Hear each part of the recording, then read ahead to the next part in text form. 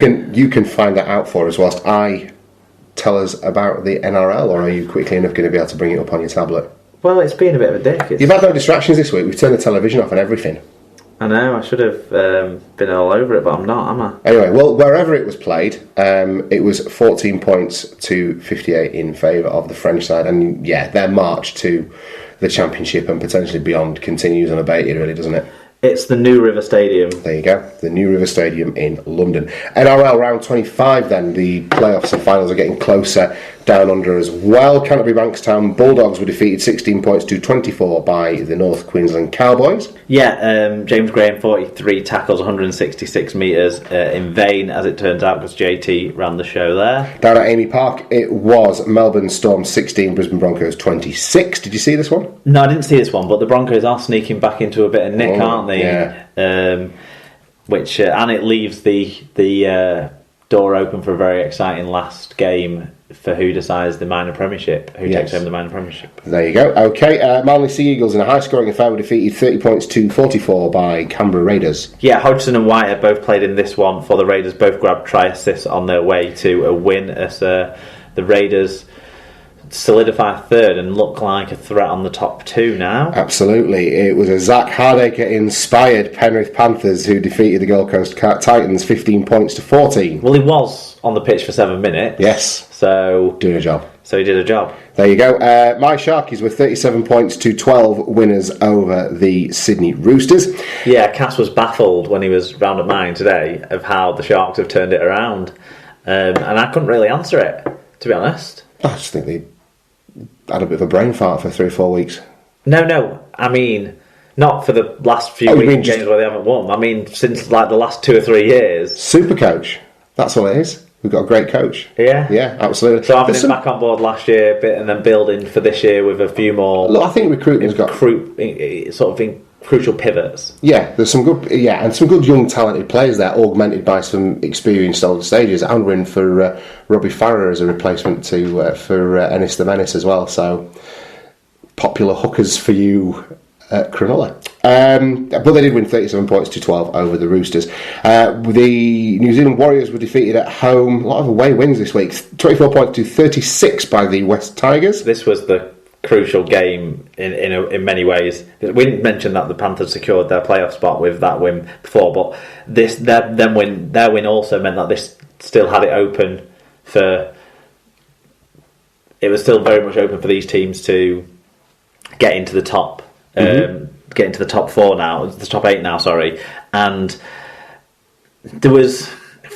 Both sides could have been calling ref salt, both groups of fans on this one, couldn't they, really? Because Solomon Kata, who I love watching play, he had a no try in the end of the first half. That would have been one of the tries of the year.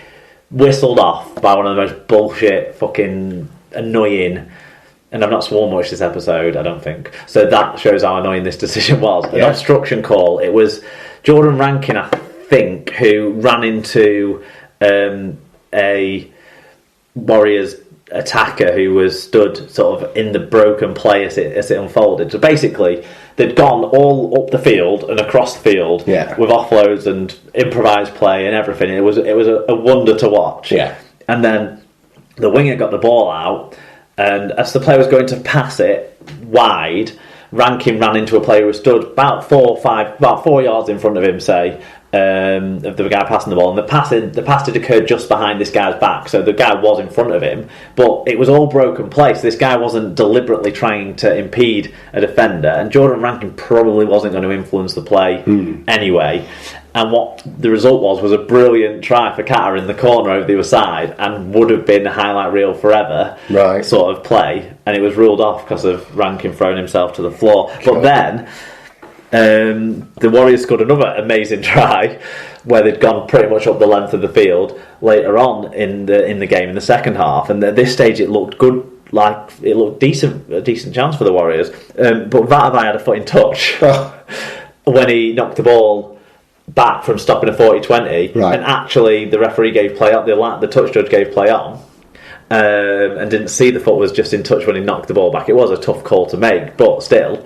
But in the end, I think probably the team that had the more energy to close out the game won. I think if the Warriors had won this, they wouldn't have had the energy to go and win next week anyway, so it would have been irrelevant. Oh, there you go. So we'll see how we go. 2 remaining fixtures in the NRL then. The Newcastle Knights surprisingly were defeated 12 points to 34 by the South Sydney Rabbitohs. Yeah, Joe Burgess 107 metres, Tom Burgess 168 metres, Sam Burgess a try 139 metres. George played 2, but he was the worst performing Burgess again. It's grown into a theme, this, isn't it, George Burgess? It's not a very strong season. Tom started the season badly, George has finished the season badly, but Tom now is in I think in position to get in the England squad again, which I wouldn't have been saying in, say, late spring. Yeah, fair enough. And the final game of the weekend saw the Parramatta Eels beat St George Illawarra Dragons 30 points to 18. Yeah, Widdop had a try assist and Cooper had over 100 metres for the Dragons. The Eels celebrated the end of Parramatta Stadium. I don't know what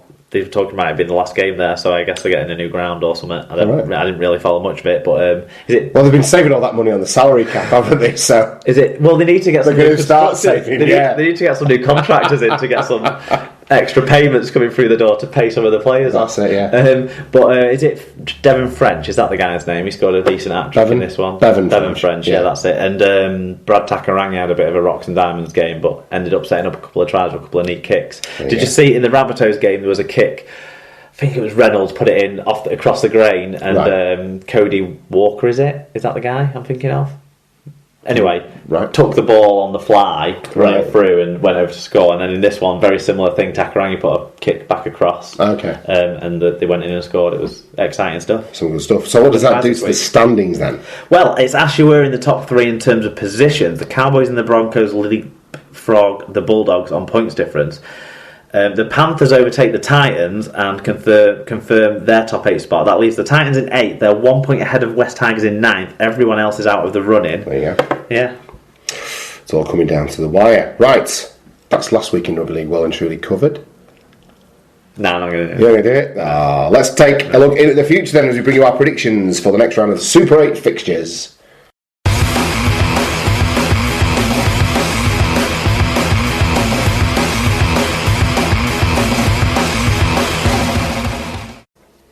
Right, so the Super 8s return with round 4 this week. Most teams have had a week off, apart from obviously our Valiant Cup finalists. So you would expect that teams are starting to hopefully get some banged up guys back and into the sides. And a couple of weeks rest has done everyone the power of good. We start the weekend as Wigan take on Widnes, looking to avenge their defeat from earlier in the season, Mark.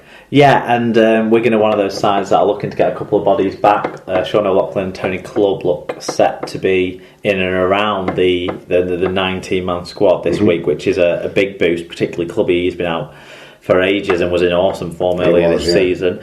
I don't think I can look beyond a win for my boys in this one. I don't want to have to look to it beyond a win for... No. This win would seal Wigan's top 4 spot. And sort of take the pressure off before we play the teams ahead of us later on, in the race for the league leadership, which Wigan certainly want to win. Yeah.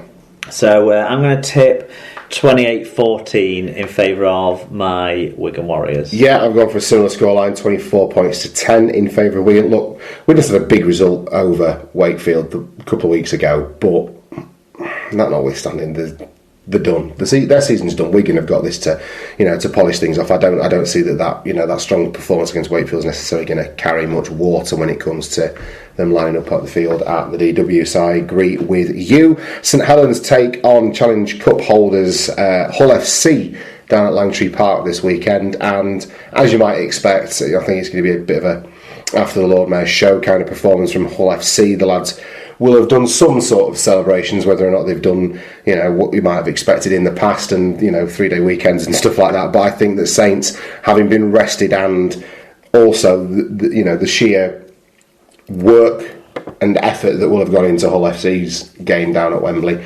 will lead to a result in favour of the home team. I'm going 30 points to 18 in favour of Saints. I think similar but a lower scoring game. I'm going to go 22-10 in favour of the home side, St Helens, and I think for much the same reasons as you say, I just this day and age, this sort of the way teams are set up and stuff, and the way the players are conditioned, I think a big win in a big game and a big celebration like you get in the Challenge Cup final isn't geared towards being able to win the next week. You can tell how long ago it was I started on this rundown because I haven't shifted the Castleford Wakefield game to ahead of the Catalan Warrington game. Of course, there you go. In the timescale of things. Okay, so in the timescale of things, Castleford take on Wakefield this weekend. We have a big win for Castleford, even though these teams have both had their preparations hampered. Wakefield are too banged up. Castleford are too good attacking wise. I'm going for a big win, 40 points to 10 in favour of the Ford. Yeah, I'm going to go 38-14. So very similar reasons. I think both teams are big, injury hit squads. I mean, Lee Jewett's one of the latest to be out for the season, isn't he? Well, that's him done for them now, isn't it? He's going down under, isn't he?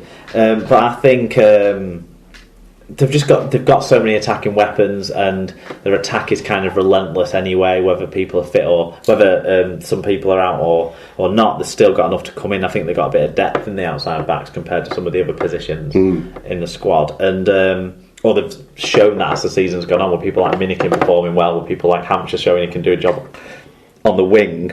And Wakefield, I don't think, had the capacity to sort of come back from that sort of smashing, I would expect. Yeah, there you go.